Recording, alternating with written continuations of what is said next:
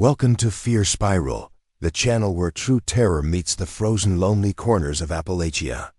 Here, we dive into real-life encounters that will make your skin crawl and your heart race. Tonight you'll hear 10 true-style horror stories, all set during a deadly November blizzard deep in the mountains. Tales of mile markers that shouldn't exist, footprints that ended at doors, shadowy figures stalking frozen highways, and cabins lost in the snow. Cabins that don't appear on any map, so you feel the icy wind on your face, the crunch of snow underfoot, and the dread that someone, or something, is always watching. Prepare yourself for isolation, suspense, and terror you won't forget. If you dare, stay with us through the storm and let Fear Spiral take you to the very edge of fear. The mile marker that wasn't there. I grew up in eastern Kentucky, in a part of Appalachia where the roads wind like veins through mountains, and you learn early that GPS lies more than it helps. I was 27 when this happened, working as a regional appliance repair tech, which meant long drives between rural homes that most people only saw on weather maps. This particular night was in late November, the kind of cold that doesn't bite at first. It just slowly shuts everything down. The forecast called for a light snow. By nightfall, it had turned into something worse. I remember checking the time before I left my last job in Harlan County. It was 8:47 p.m. The customer joked that I'd better hurry before the mountain closed behind me, and I laughed because I'd heard that 100 times. Still, I packed up quicker than usual. The wind had picked up, pushing snow sideways, and the trees were already creaking under the weight. Route 160 was my only way back west. It's a narrow 2-lane highway carved into the mountains, with steep drop-offs and stretches where no one lives for miles. By 9:30 p.m., my headlights felt useless. The snow thickened into a wall, and the world beyond the glass ceased to exist. The radio cut in and out, spitting static between weather alerts. Blizzard conditions expected. Travel strongly discouraged. I muttered to myself that it was too late for that. Around 10:15 p.m., I passed a familiar landmark, a rusted yellow sign bent backward by years of wind. It always marked the halfway point home. I slowed, steadying my hands on the wheel, knuckles aching from the cold despite the heater blasting. That's when I noticed something odd. The snow had buried the mile marker just past the sign. It was usually clear, tall enough to see even during heavy snowfall. I took note of it, uneasy but not alarmed. Snow moves fast up there. By 11 p.m., the road was empty in a way that felt wrong. No oncoming headlights, no taillights ahead. Not even deer. Just snow and trees and the rhythmic thud of ice hitting the undercarriage. I rolled my window down an inch to keep from fogging up and immediately regretted it. The air smelled sharp and metallic, like frozen blood. My phone buzzed once, then died. No service. At 11:42 p.m., I remember because I checked the dashboard. Clock obsessively, the road flattened into a straight stretch I didn't recognize. That alone was unsettling. Appalachia doesn't do straight roads, not for long. The trees pulled back slightly, standing in a uniform line like they'd been planted. The snow here wasn't swirling like before. It fell straight down, silent and heavy. And then I saw the mile marker. It read mile 113. I slammed the brakes lightly, slowing, heart pounding. Mile 113 didn't exist on this route. I knew the numbers by memory because once you pass 112, you're less than 30 minutes from town. A rush of cold spread through me that had nothing to do with the weather. I told myself I must have turned somewhere without realizing it. Fatigue does that. Snow hides intersections. I kept going. 5 minutes later, another marker appeared. Mile 113. This time, the sign was pristine. No rust. No chipped paint.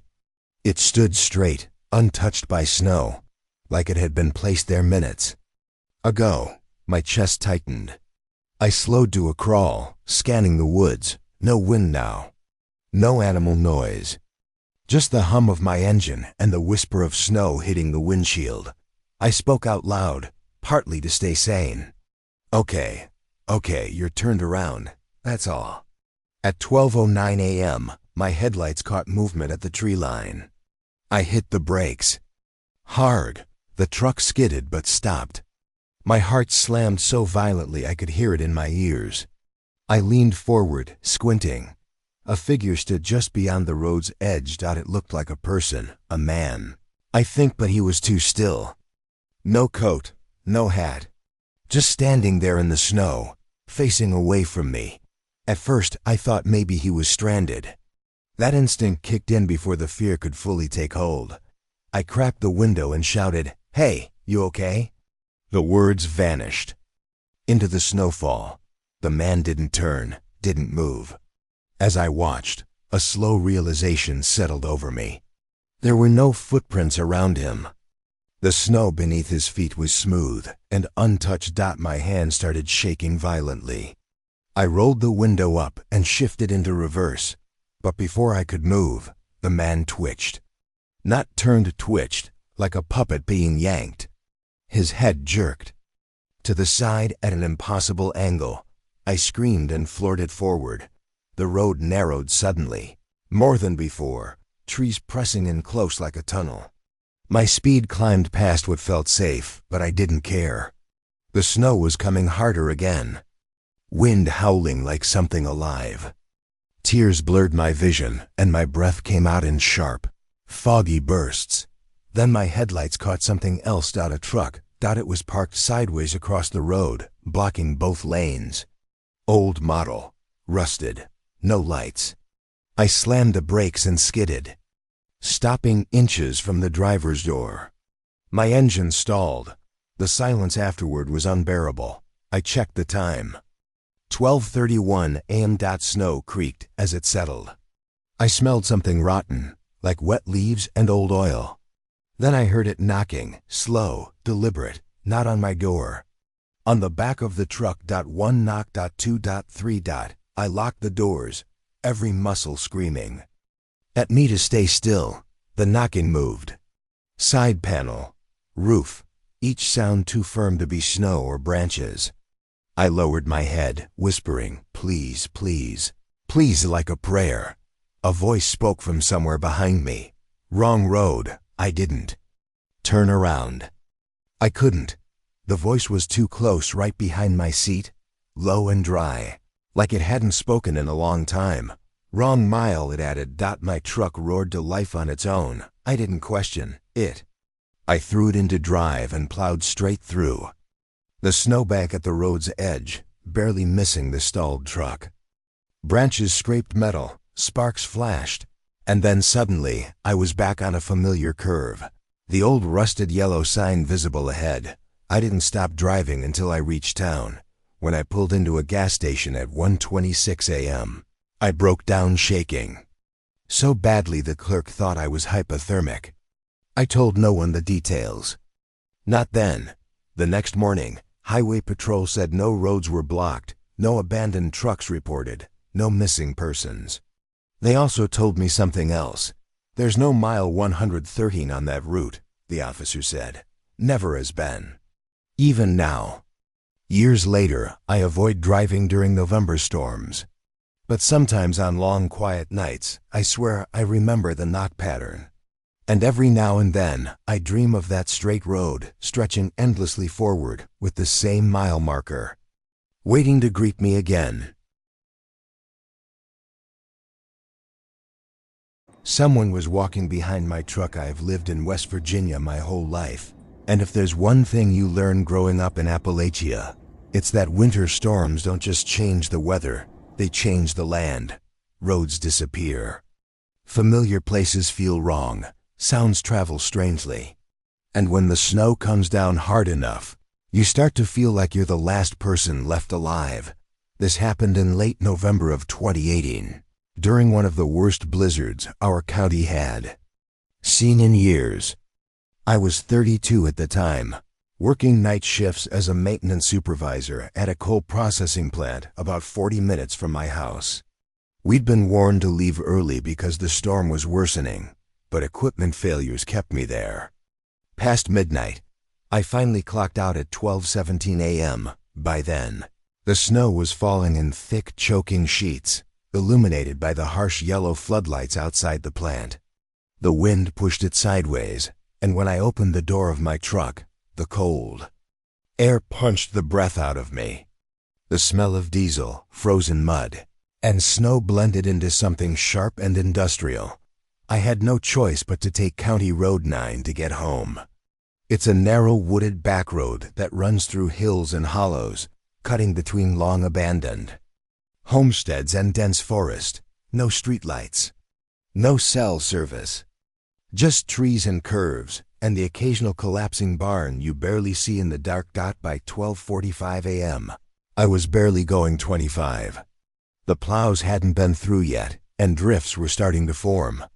My tires crunched steadily, the sound oddly comforting in the silence. I kept the radio off. I don't know why, but something about the storm made any noise feel unwelcome. Around 1:02 a.m., my headlights picked up something odd in the road behind me, movement reflected in the snow cloud, kicked up by my tires in the side mirror. At first, I thought it was just shadow, or snow twisting in the wind. Then it moved again. I glanced in the mirror harder, squinting. About 20 feet behind my truck, something was walking in the tire tracks I'd just made. A human shape, tall, slow, each step deliberate. My throat went dry. I told myself it had to be another driver who'd gotten out of their car. Maybe someone stranded. Maybe they were following my tracks for help. That explanation made sense. It calmed me enough to tap the brakes gently. The figure stopped instantly. Not slowed, stopped. That was the first real wave of fear. People don't react like that unless they're watching your every move. I accelerated again, heart pounding. The figure resumed walking, matching my speed. Snow muffled everything, but the sense of being followed pressed against my chest like weight. I checked the time. 1:07 a.m. I pulled over abruptly, thinking maybe if I confronted whoever it was, the fear would vanish. I flipped on my hazards, put the truck in park, and forced myself to step out. The cold was brutal. The wind cut through my jacket immediately, and snow stung my face. I turned, scanning the road. There was no one there. My tire track stretched back into the storm, empty, undisturbed, no footprints. The snow hadn't even settled into the depressions yet. Hello? I shouted. My voice sounded wrong, thin and swallowed by the storm. No response. I stood there for maybe 10 seconds before panic surged fully. I climbed back into the truck, slammed the door, locked it, and drove off without another look. I didn't check the mirror again until I'd gone another half-mile. The figure was back. Closer this time. I could make out more details now. It looked like a man wearing dark pants and a hooded jacket, but the way he walked was off. His arms hung too still at his sides, barely swinging. His head was angled slightly downward, like he was watching the ground ahead of him, not me. I pressed the accelerator harder. The engine whined in protest as the truck slid slightly on the ice. I forced myself to slow, terrified of losing control. The figure never slipped. At 1:15 a.m., I reached a narrow bridge that crossed a frozen creek. The wooden planks were slick, and I eased across white-knuckled. Halfway over, I glanced in the rear-view mirror. The figure had stopped at the start of the bridge. He stood perfectly still as snow gathered on his shoulders. Then slowly he lifted his head. Even from that distance, I knew he was looking straight at me. The moment my tires hit solid ground again, I gunned it. The road climbed steeply after the bridge, winding through thick forest. Trees clawed at the sides of my headlights. My breath came fast and shallow, fogging the glass. Sweat trickled down my spine despite the freezing air. That's when I heard it. A sound from inside the truck. Slow, Heavy footsteps not outside, inside, directly behind my seat. I froze. My hands clenched on the wheel so tightly my fingers went numb. "No," I whispered. "No, no." The footsteps didn't move closer. They just stayed. Like someone standing there, shifting weight slightly. I could hear the faint creak of my truck suspension, reacting to something that shouldn't have been there. I didn't look back. I couldn't. At 1:26 a.m. My headlights cut across a familiar white mailbox, my neighbor's. Relief crashed into me so suddenly it made me dizzy. I turned hard into my driveway and slammed the brakes. The footsteps stopped. I sat there, shaking uncontrollably, listening to the engine tick and cool. Snow piled up on the hood, soft and relentless. After a full minute, I forced myself to turn around. The back seat was empty. No wet footprints. No disturbed snow. Nothing. I didn't sleep that night, or the next. A few days later, I asked around at work, half joking, if anyone had seen someone walking the roads during the storm. An older guy just stared at me quietly for a moment before saying, "You followed tracks that weren't meant for you." To this day, during heavy snow, I sometimes feel it again, that sense of being matched, step for step. And I've learned something since then. No matter how lost you think someone is, never stop on a blizzard road in Appalachia. Some things don't need help. The cabin didn't show up on any map. He didn't grow up in Appalachia, which is probably why I made the mistake of trusting a place I shouldn't have. I was 24 at the time, freelancing as a videographer and taking whatever work paid well enough to keep gas in my car and rent covered. In November of 2019, I accepted a last-minute job filming drone footage of remote winter scenery for a tourism company. They wanted untouched snow, fog through the mountains, isolation, the kind of shots you can only get when the weather scares everyone else away. The location they sent me was somewhere in southwestern Virginia, deep into the Appalachian range. The email said I'd be staying in a private cabin for 2 nights. No neighbors. No noise complaints. Perfect. I arrived just before sunset on November 22nd. The snow had already started. Light but steady, and the sky had that dull gray color that makes time feel fake. My GPS cut out about 10 miles from the location and started spinning uselessly, recalculating over and over. Eventually, it just went blank. I drove another 20 minutes on instinct alone. At 6:11 p.m., I spotted a narrow gravel road branching off the main one. It didn't have a sign. The email instructions said, "If you see the split with the dead oak, you're close." There was a dead oak leaning toward the road, its branches bare and twisted like fingers. I turned. The road climbed. Sharply, snow crunching under my tires. The trees closed in fast, blocking what little daylight remained. My headlights caught wooden posts half buried in snow, maybe remnants of an old fence. At 6:34 p.m., I saw the cabin. It was smaller than I expected. 1 floor. Log construction. No porch light. Snow already collecting thickly on the roof. It looked old, but well maintained, like someone had put effort into keeping it standing. When I stepped out of my car, the silence startled me. No wind, no animals, not even the distant sound of traffic. The air smelled like pine and damp wood, sharp enough to sting my nose. My boots crunched loudly as I walked, the sound echoing unnaturally in the stillness. The door wasn't locked. Inside, the cabin was clean, but strange. No photos, no personal items. Just the basics: table, bed, kitchenette, fireplace. Everything smelled faintly of smoke and cold iron. There was electricity, but no service bars on my phone. I checked the time. 7:02 p.m. I set my equipment down and started a fire. The storm outside picked up fast after dark. By 9 p.m., snow was hammering the windows, wind howling like it had finally remembered it existed. The cabin creaked softly as the temperature dropped. At 9:18 p.m., I heard footsteps outside. They were slow, deliberate, crunching through the fresh snow. I froze, staring at the door. I hadn't seen another car. No lights, no voices. Hello? I called, hating how thin my voice sounded. The footsteps stopped. I waited, holding my breath, listening harder than I ever had in my life. After a moment, I laughed nervously and told myself it was probably a deer or ice falling from trees. But then the steps resumed.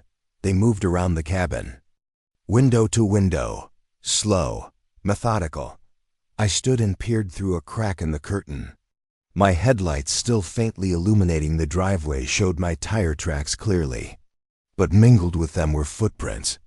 Bare footprints, human-shaped. Pressed deep into the snow. I staggered back, heart racing so hard it made me dizzy. The indoor temperature suddenly felt wrong, too cold, despite the fire burning strong. I grabbed my phone and tried calling anyone. No signal, no emergency calls. At 9:41 p.m., there was a knock on the door. 3 slow taps. I didn't answer. The knock came again. Louder this time, wood against wood. "Can I help you?" I finally asked, my voice trembling. A pause, then a man's voice, low and calm. Too calm. "You shouldn't be here tonight." My mouth went dry. "This is a rental," I said. I'm supposed to be here." Another pause. "That doesn't matter," the voice replied. I could hear his breath now. Right outside the door. The handle didn't rattle. He didn't try to force it. He just stood there, waiting. At 10:02 p.m., the footsteps moved away. I waited another 20 minutes before daring to look outside. The footprints led into the trees. Not away from them. I didn't sleep. I sat by the fire with my jacket on, knife in hand, listening to the storm hammer the cabin. Every creak made my pulse spike. Every gust of wind sounded like someone whispering through the walls. Around 2:17 a.m., I heard something scrape along the roof. Slow, dragging. Snow fell down the windows in soft clumps, like something was moving above me. Then thump. Right above my bed. I broke. I grabbed my keys, equipment be damned, and ran for the door. The cold hit me like a wall as I burst outside. Snow was knee-deep now, wind screaming through the trees. I sprinted to my car, slipping, barely staying upright. As I opened the door, I saw them, multiple sets of bare footprints, surrounding the car, facing inward. I screamed and slammed the door, fumbling the ignition. The engine struggled, whining in protest, then finally roared to life. I threw it into reverse and plowed blindly down the drive, branches tearing across the hood. I didn't stop until I reached the main road. At sunrise, I checked my email to find the rental listing. It was gone. The tourism company said they had no record of sending me there. And when I later searched maps for that cabin satellite, property records, everything, there was nothing. No road, no structure. But here's what still keeps me up at night. When I got home, melting snow from my car revealed something clinging to the undercarriage, long strands of dark hair, frozen solid. I never went back to Appalachia in winter again, and when November storms roll in now, I always think about that man's voice, how certain he sounded, like the mountain had rules, and I had broken them. The radio knew my name. I was 29 when this happened, and at the time, I was driving freight routes for a small logistics company based out of eastern Tennessee. Nothing long haul, mostly overnight deliveries between rural depots scattered along the Appalachian backroads. I preferred night driving. Fewer cars, less noise, more control. Or at least that's what I used to think. This took place the night of November 29th, right after Thanksgiving. A fast-moving blizzard system had rolled in from the north, dumping snow across the mountains faster than plows could keep up. Most runs were canceled. Mine wasn't. I left the depot at 11:58 p.m., with a half-loaded box truck bound for a warehouse near the Virginia border. The route took me along a stretch of old highway locals avoided in bad weather State Road 611. Narrow lanes, sharp drop-offs, no guardrails in places, no cell service for at least 20 miles. By 12:26 a.m., the snow was coming down hard enough that my headlights felt like they were tunneling through a white wall. Wind pushed the truck side to side, and the temperature gauge dipped steadily. I kept both hands tight on the wheel, jaw clenched, eyes burning from staring too hard into the dark. The radio was my only comfort. AM stations bounced in and out through static, but eventually I landed on a low, fuzzy talk channel. Someone was speaking softly, almost whispering, their voice distorted by interference. I couldn't make out words at first, but it was better than silence. At 12:41 a.m., the road markers vanished beneath snowdrifts. I slowed to a crawl, following the faint darker line of plowed asphalt left by earlier traffic. That's when the radio cleared suddenly. "And you're still making good time," the voice said. I glanced at the dash. No traffic updates had been playing, no DJ chatter. Just that single sentence. "That's odd," I muttered, adjusting the dial. Static burst back, then faded again. "You passed mile marker 62 about a minute ago," the voice continued. My stomach tightened. There was no way for a radio host to know that. This wasn't a GPS system. I told myself it was coincidence, maybe a weather broadcast referencing the area. Still, I turned the volume down slightly. At 12:53 a.m., I felt it before. I heard it, a low vibration under the truck, like tires humming over something uneven. I eased off the gas and leaned forward. Footprints, barely visible beneath the fresh snowfall, crossing the road sideways. Human footprints.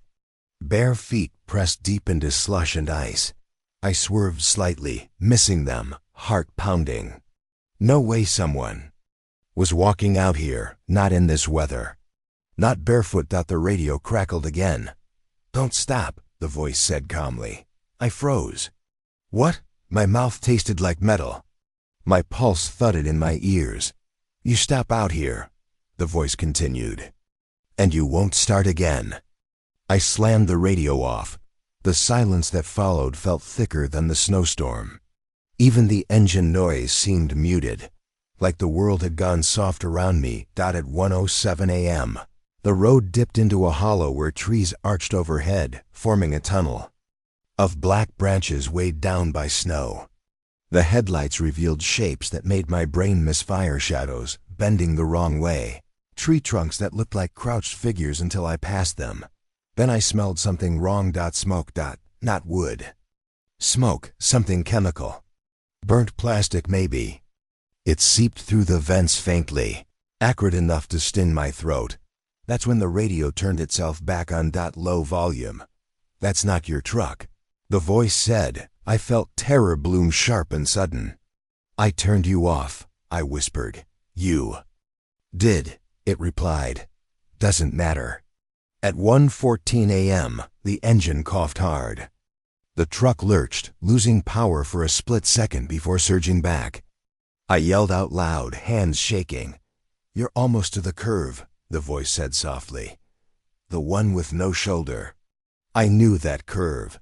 Locals called it Dead Man's Bend, a blind turn hugging a steep drop into forested ravine. No rails, just rock and nothing. "How do you know where I am?" I demanded. The radio hissed. "You drove this way before," it replied. "Once. A long time ago." My mouth went dry. I had. 3 years earlier, in a storm. I'd passed an accident. Sight an overturned truck half buried in snow at the bottom of the ravine. I'd heard later the driver didn't make it. Froze before help arrived. At 1:21 a.m., my headlights caught something standing at the edge of the coming curve. A man. He was facing me, feet inches from the pavement. No coat, no shoes. His skin looked gray in the headlight glare, stretched tight over bone. Snow clung to his shoulders but never landed on his head, like it slid off him, I screamed and swerved instinctively. The radio roared with static. Then the voice shouted, suddenly urgent, "Straight, don't turn." I jerked the wheel back, barely, correcting in time. The truck fishtailed but stayed on the road. When I looked again, the man was gone. My breath came in ragged gasps. Tears streamed down my face, freezing at the corners of my eyes. At 1:29 a.m., the radio spoke one last time. "You made a better choice than I did." Then the radio died completely, not static, not silence. Dead. The truck ran fine the rest of the way. I reached the warehouse at 2:06 a.m. Shaking so badly the dock supervisor asked if I needed medical help. I quit that job 2 weeks later. Months afterward, I did something I shouldn't have. I searched local records for that old accident. The driver's name matched mine. Same first and last. Same middle initial. Died on State Road 611 during a November blizzard. Sometimes late at night, when the weather turns bad. My radio flickers on for a second, just a breath of sound. I never listen long enough to hear what it wants to say now.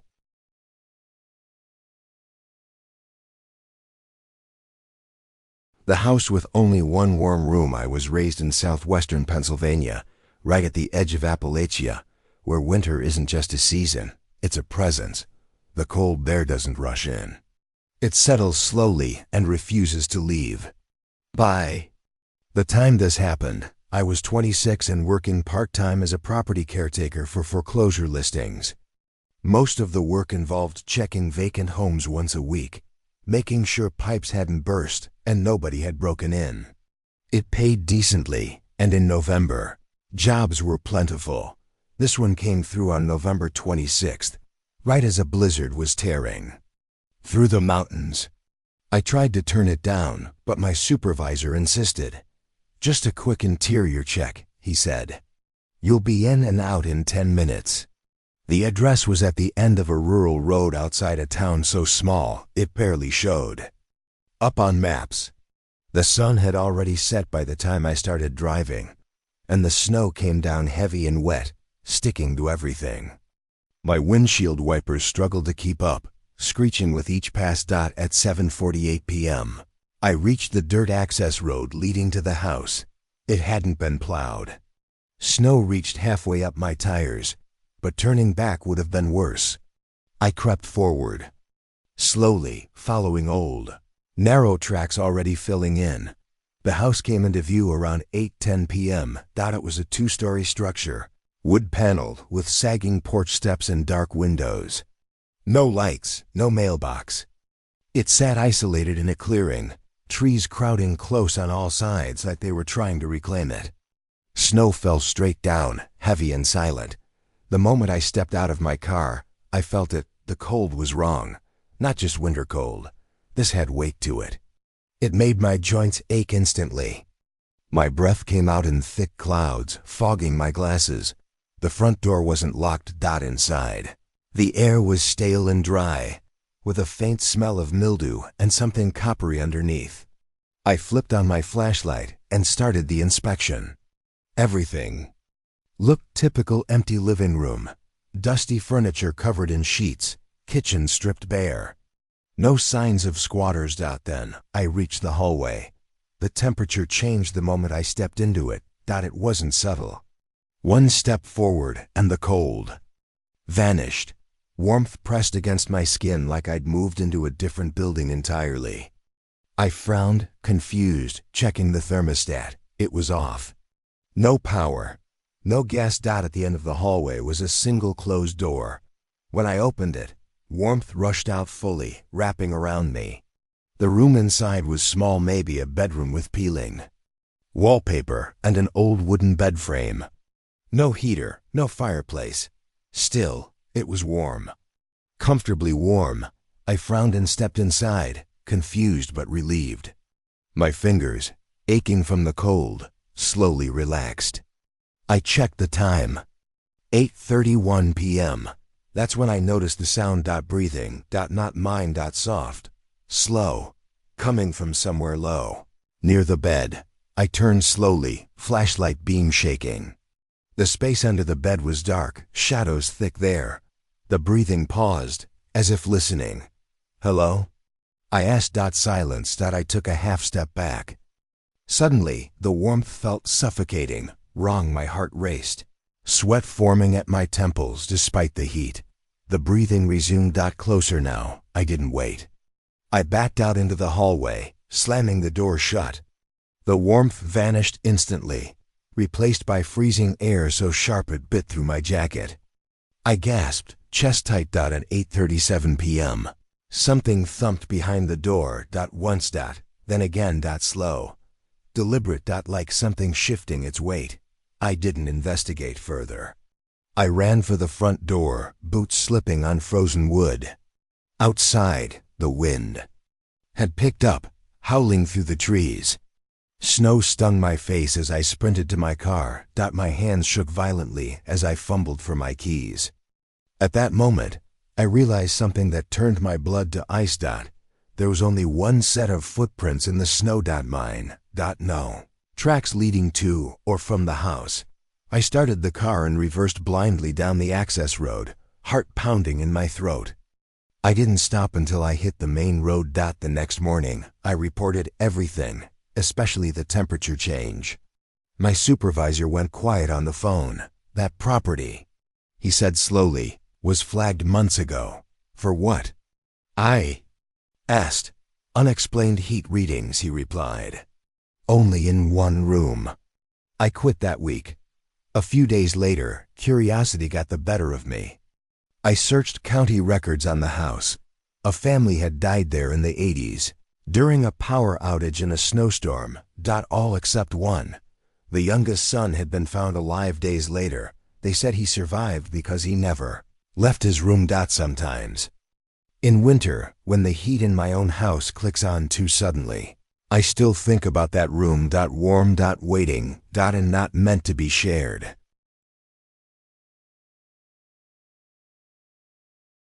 The plow that came too late. I was 34 when this happened, living alone in a small mountain town in eastern Tennessee, the kind of place where everyone knows your truck before they know your name. I worked as a night dispatcher for a towing company, which meant I was usually the one answering calls when people slid off backroads or got stranded during storms. I didn't usually drive the plow routes myself, but during the November blizzard of 2020, we were short-handed, and I agreed to help. I left the yard at 1:12 a.m., wrapped in layers, hands already aching despite the heater blasting. Snow had been falling steadily since before sunset, but now it came down hard and wet, accumulating faster than I'd ever seen it. Visibility was bad enough that my headlights bounced back off the snow like a wall. The plow blade scraped rhythmically, a steady metallic roar that was almost hypnotic. My assigned route was a stretch of county road that twisted through higher elevation, a narrow pass locals used as a shortcut but avoided in winter. No houses for miles. Just forest, steep drop-offs, and a few abandoned pull-offs where people used to stop decades ago. At 1:47 a.m., I saw the first vehicle. It sat crooked at the edge of the road, half buried in snow. An older sedan. Hazards off. No movement inside. I radioed it in automatically, slowing the plow and pulling up behind it. Standard procedure. I checked the time again, 1:49 a.m., when I stepped out of the cab. The wind hit me like a living thing. Snow whipped around my legs, stinging my face, muffling sound. The silence felt unnatural once the engine noise stopped, thick, heavy, pressing against my ears. I called out, "Hello? Tow service." No answer. The driver's door was unlocked. Inside, the car was cold. Completely cold. The steering wheel rim burned my gloves with frostbite-aching chill. No keys in the ignition. No phone. Just a light dusting of snow on the seats, as if the door had been open for a while. That's when I noticed the footprints. They led away from the driver's door. Bare footprints, pressed deep into the snow, each one perfectly defined despite fresh snowfall. They moved off the road and into the trees. My stomach dropped. I radioed dispatch again, but all I got was static. The wind carried a low moaning sound through the woods, long and hollow, like something breathing through a broken pipe. Should have followed the tracks. That's what protocol says. But something about them stopped me cold. They didn't look rushed. No slipping, no uneven steps. Just a steady walk into the dark. I marked the location and got back in the plow dot as I drove away. A thought crept into my head.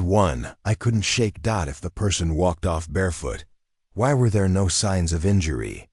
No blood, no dragging marks, nothing. At 2:18 a.m., farther up the route, I saw headlights ahead. Relief washed over me instantly. Another plow. Or maybe state maintenance. I flashed my lights twice. The headlights didn't move. As I got closer, recognition crept in. It was another plow truck, one of ours. Parked sideways across part of the road, blade lowered. Engine off. Great, I muttered. Equipment failure. I slowed, pulling up alongside it. The cab was empty. No driver. No footprints leading away. Snow coated the seat heavily, like the door had been open for some time. A coffee cup sat frozen in the holder. Liquid split down the side like it had been dropped suddenly. My radio crackled. I jumped. Unit 4, a voice said faintly. You clear yet? That's not funny, I replied, heart pounding. Where's your truck operator? Static hissed. Then the reply came slower. I already cleared my route. A chill crawled up my spine. No, I said. I'm standing next to your plow right now. Silence, then very quietly. That's not possible. The radio died. At 2:31 a.m., the storm worsened. Visibility dropped to almost nothing. Snow swallowed the road in minutes after I passed through. I considered turning back, but something told me that going downhill was worse. That's when I saw someone walking ahead. Told me that going downhill was worse. Shape moving slowly in the beam of my headlights. I braked hard, stopping less than 20 feet away. It was a man. No coat. No boots. Just dark pants and a thin shirt flapping weakly in the wind. His back was to me. Snow gathered on his shoulders but didn't melt. I rolled the window down a crack and shouted, "Sir, are you hurt?" He didn't respond. I opened the door slightly. Heart racing. "Sir, you need to get inside the truck." He turned. I wish I hadn't asked him to. His face was pale blue, lips cracked and pulled back like he was mid-word. His eyes were open, but glazed, rimmed with ice. And still his chest rose and fell, slow and steady. The smell hit me then. Rot beneath the clean cold. I waited, he said, voice brittle, like it might shatter. I waited for the plow. I slammed the door and threw the truck into reverse, screaming as I backed away. The figure didn't chase me. He just watched, head tilting slightly as I retreated. I drove until the road finally dropped back toward town, vision blurred with tears and snow. Later that day, after sunrise, search crews went back out. They found 2 vehicles abandoned. On my route, no people, no bodies, just frozen footprints leading off roads and into the forest. And stopping suddenly, as if whoever made them simply decided they'd gone far enough. I don't plow anymore, and when I hear locals complain about plows taking too long, I keep my mouth shut, because some people don't freeze waiting for help. They wait long enough to become part of the storm.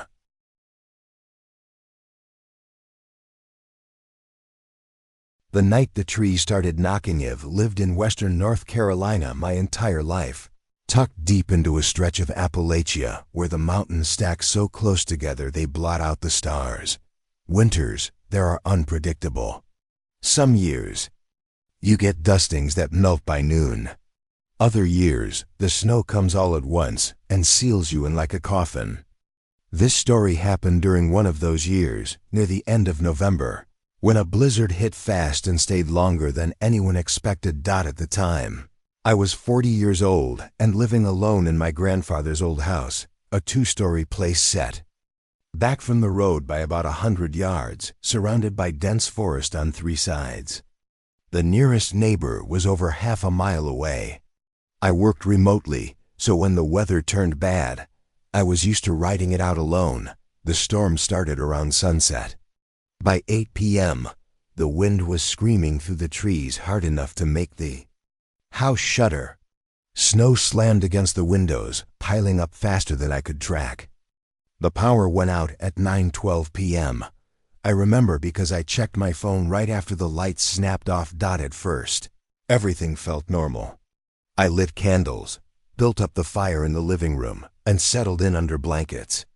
The cold crept in slowly, seeping through the walls and floors. Outside, the forest roared and groaned, branches snapping under the weight of snow. Around 10:30 p.m., I heard the first knock. It came from the side of the house. 3 slow, hollow thumps, evenly spaced. I froze listening. The sound came again. 3 knocks, not loud, not frantic, deliberate. I grabbed my flashlight and went to the window, parting the curtain just enough to peer out.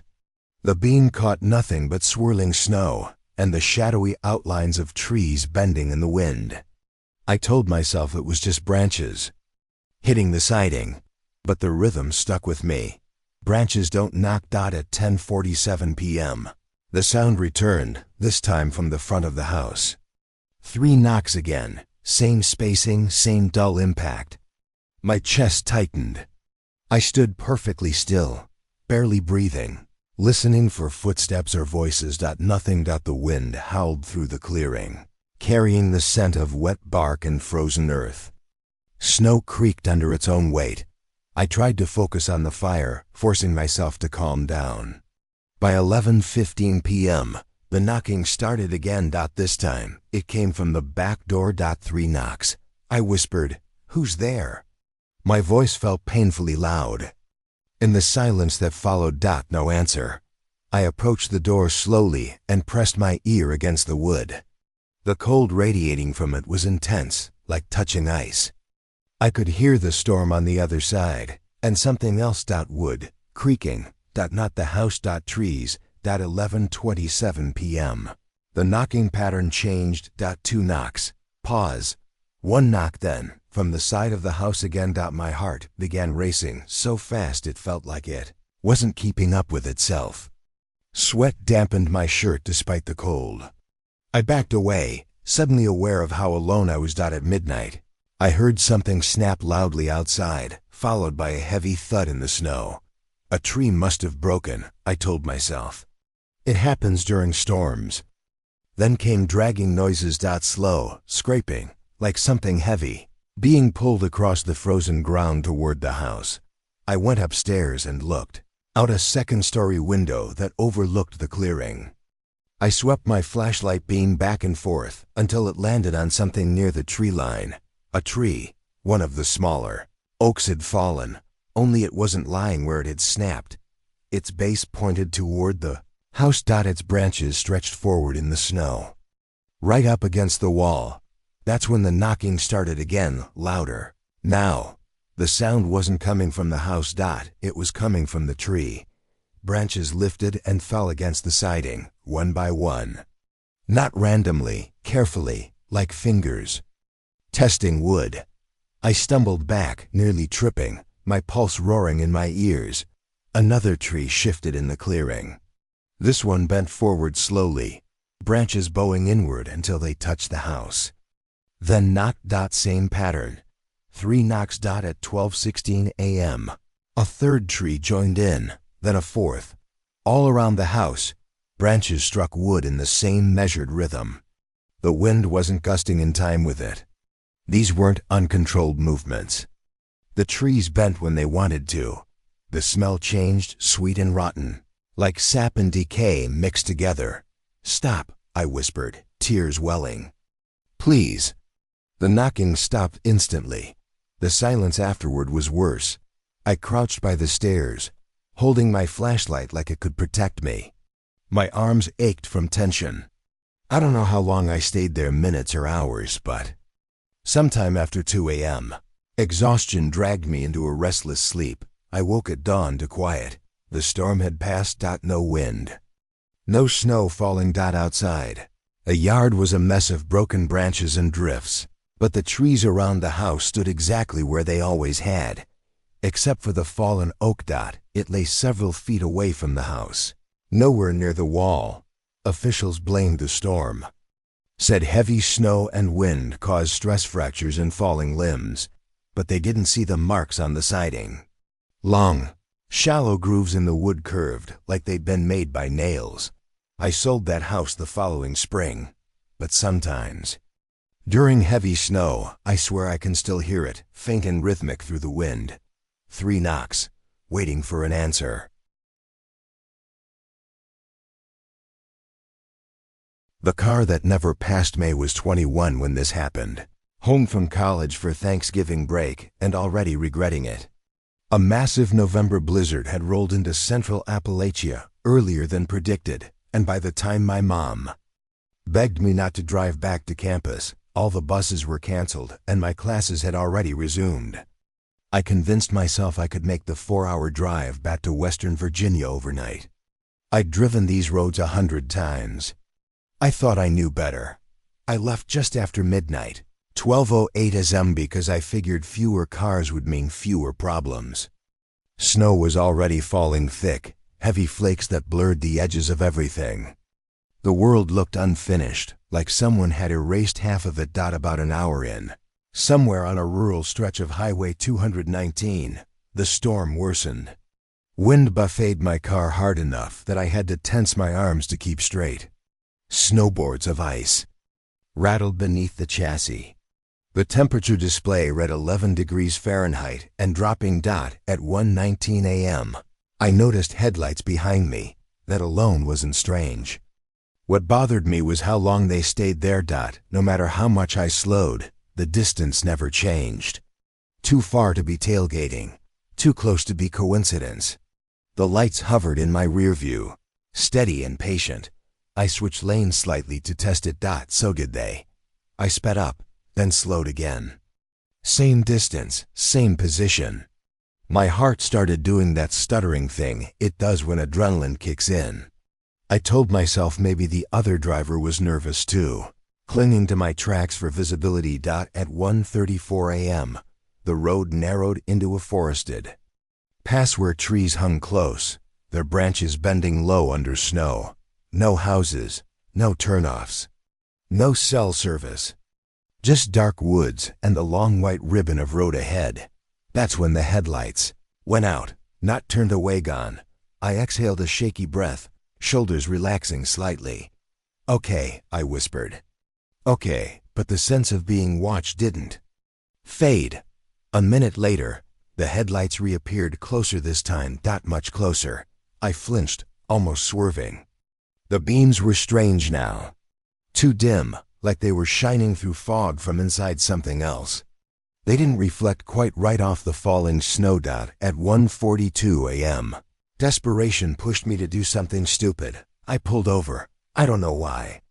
Maybe to confront whoever it was. Maybe to get them to pass me so I could stop imagining things. I flicked my hazards on and rolled to a stop at the edge of the road. The headlights stopped too, but the car never passed. I sat there, breathing hard, listening to the tick of my engine and the hiss of snow on hot metal. 30 seconds. A full minute. Still nothing. I checked the mirror again. The headlights were closer than before. So close I should have been able to see the car. There was nothing there. No grill. No bumper. Just headlights suspended in the air above the road, floating at driver dash height. My heart slammed so violently, I thought I might black out. At 1:45 a.m., one of the headlights flickered and tilted. Like someone cocking their head to the side. I screamed and slammed the accelerator, tires spinning before catching.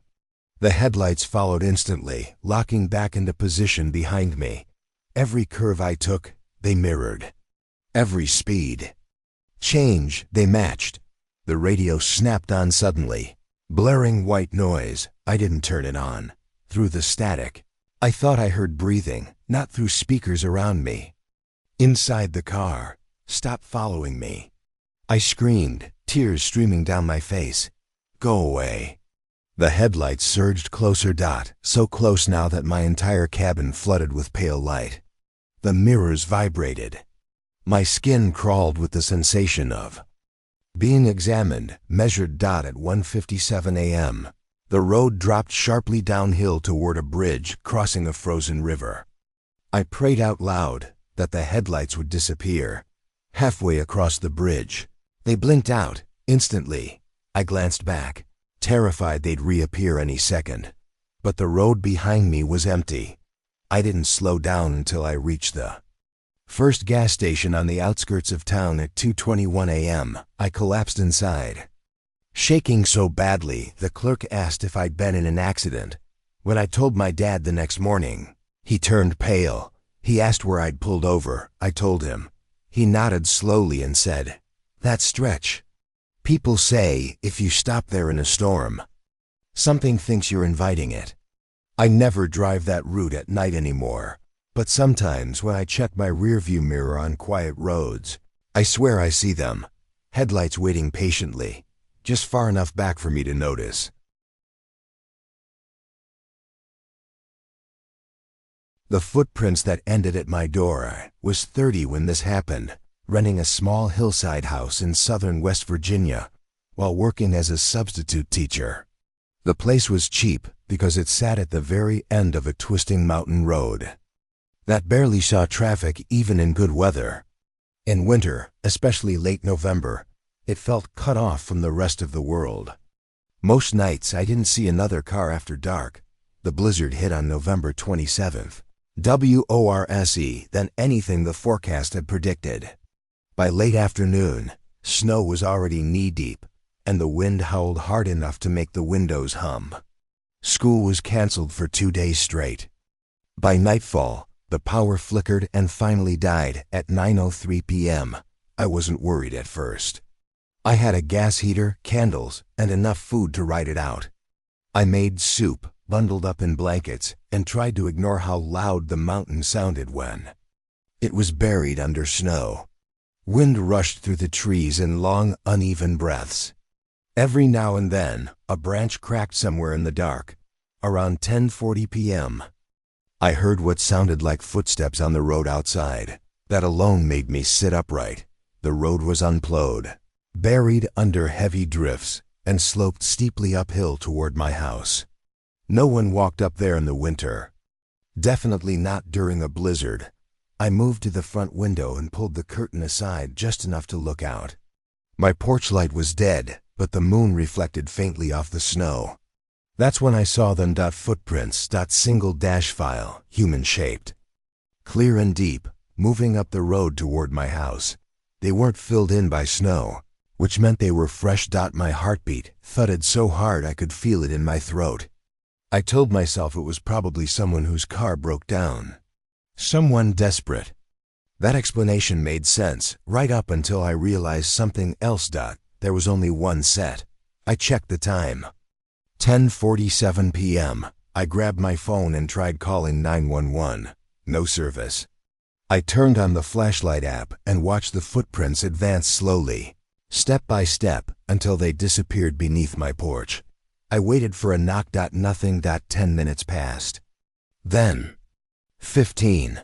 The footprints stopped just before my front door and stayed there. At 11:12 p.m. I forced myself to crack the door open an inch.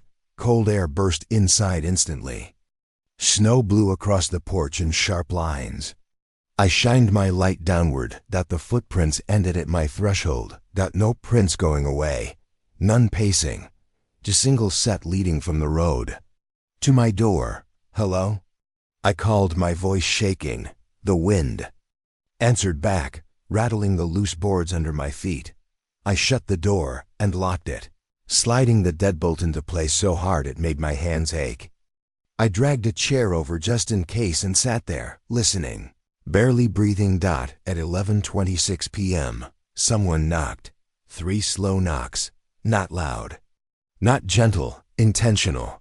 "I can't help right now," I called out, hating how weak I sounded. "The storm, I know," a voice replied from the other side. It was male, calm, too close to the door. I just need to get warm. A cold spike of fear traveled up my spine. Something about the voice felt practiced, like it was saying what it was supposed to say. I'll call for help when the storm clears, I said. I promise. Silence. Then, softly, it doesn't clear up for me. At 11:34 p.m., the doorknob turned. Not rattled. Turned. I lunged forward, pushing back against the chair, heart threatening to burst.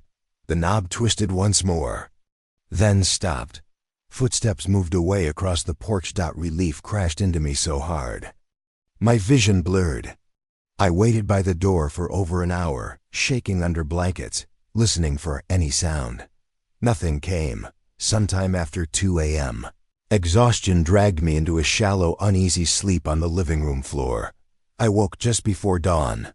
The storm had passed. The mountain stood buried in clean, glittering snow, silent and still. For a moment, I thought everything from the night before must have been stress. Then I opened the door. In the daylight, the footprints were unmistakable, perfect impressions, leading from the road to my porch. And stopping there, I stood frozen, staring, until something else registered. There were handprints on the door. Not dirty, not bloody, pressed hard enough to melt frost slightly into the wood. Fingers splayed unnaturally wide, as if whoever made them had stood there for a long time. Later that day, when a neighbor on a snowmobile finally checked on me, I mentioned, "What happened?" He went quiet. After a moment, he said, "You're lucky you didn't open the door." I asked why. He gestured toward the road. "They say sometimes folks freeze out there and keep trying to get home. Only thing is, after a while, they don't remember which house was theirs." I moved out before the next winter. But every now and then, during heavy snow, I still dream of it, standing on the other side of a door, knowing I don't belong anywhere anymore, and hoping just once that someone lets me in.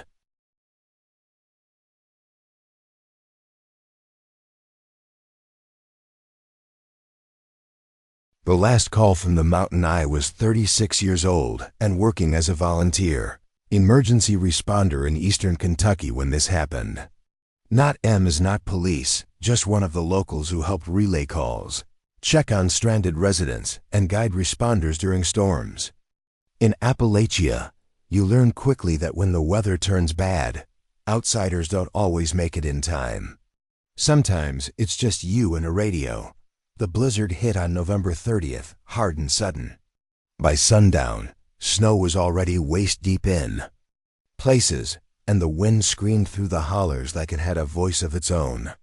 Power lines went down before midnight, knocking out cell service along with everything else. By 11:40 p.m., our communications were reduced to a backup generator and an old landline system tied into one working radio repeater on the ridge. I was stationed at home, sitting at my kitchen table wrapped in a coat, radio crackling softly beside me. The house smelled like propane heat and cold coffee. Outside, the mountain-grown trees flexing and snapping under the weight of ice. At 12:03 a.m., the phone rang. Landline calls were rare during storms. Most people didn't have power, and the lines froze easily. I answered immediately. "Emergency." "Response," I said. "What's your location?" At first, there was only breathing on the other end. Slow, controlled, like someone trying not to panic. I'm on the mountain road," a man said finally. His voice was hoarse, strained. "I think it's Route 813. My stomach tightened. Route 813 was barely a road, more like a steep, winding track that climbed into the upper woods. No guardrails, no lights, no regular traffic. In winter, it became a dead zone. "Where exactly on 813? I asked, pen already moving. There was a long pause. "I don't know," he said. "The mile sign says 4. That didn't make sense." Route 813 only went to mile 3.5. Beyond that was Forest Service land. "What kind of vehicle?" "Are you in?" I asked carefully. "I'm not anymore," he replied. I sat back, listening harder now. In the background, I could hear something faint through the line of low, constant rushing sound. Wind or trees. When did you leave your vehicle? I asked. The man laughed quietly, a cracked, brittle sound. Time's weird up here, he said. The clock in my truck stopped at 2:11. I checked the wall clock above my sink. 12:08 a.m. You're not walking, are you? I asked. Another pause. Yes, he said. I was cold. I closed my eyes briefly. Walking in that storm was a death sentence. Wind chills were well below zero. Visibility was almost nothing. Listen to me, I said firmly. You need to find shelter, a building, a vehicle, anything. Can you see anything around you? I see the trees, he replied. They're close. Something about the way. He said it made the hair on my arms prickle. Can you hear me clearly? I asked. Yes, he said. You're clearer than the others. What others? Silence stretched long enough that I thought the line had dropped. The ones who called before, he said quietly. My grip tightened on the phone. Sir, stay with me, I said. I've got responders attempting to reach 813, but it's going to take time. I know, he replied. They didn't make it either. I swallowed hard. Who didn't? I keep seeing headlights. He said, they come close, then disappear, every time. A chill crept up my spine that had nothing to do with the cold. I glanced at the radio. No active units had reached that road yet. What do you see right now? I asked. I see a house, he said. My heart jumped. That's good. That's very good. Can you get inside? There was something like relief in his next breath. I already tried. What happened? I asked. They didn't answer, he said. But someone was moving around inside. I could hear them. I stared at the door across my kitchen. How far away is this house? I asked slowly. I don't know, he said. It feels like I've been walking past it for a while. The rushing sound in the background grew louder. I realized with a jolt that it wasn't wind. It was footsteps, crunching snow, slow, heavy. Very close to the phone. My heartbeat thundered in my ears. Are you alone right now? I asked. I don't think so, he said. There was a soft knocking sound through the line, 3 knocks, perfectly spaced, on wood. Where are you knocking? I asked, barely breathing. My door, he said. I froze. What do you mean you're? I don't remember leaving, he continued calmly. But I must have, otherwise why would I be out here? The knocking came again. Louder this time. Sir, I said, voice shaking now. Tell me your name. He paused. I don't think I have it anymore. At 12:19 a.m., the line filled with static. His breathing grew ragged. They're starting to open it, he whispered. Who is? I asked, panic surging. The cold, he replied. The phone went dead. I stared at the receiver for a long time before lowering it slowly back onto the base. The house felt suddenly too quiet, like it was listening. At 4:06 a.m., after the storm eased slightly, responders finally reached Route 813. They found a truck half buried near a curve, engine cold. Clock frozen at 2:11. No footprints leading away. No sign anyone had tried to walk, and no houses within 3 miles. The call never showed up in the log system. No number attached. No recording saved, but sometimes during heavy snow, late at night, the landline in my kitchen rings once. Just once. I never answer it anymore.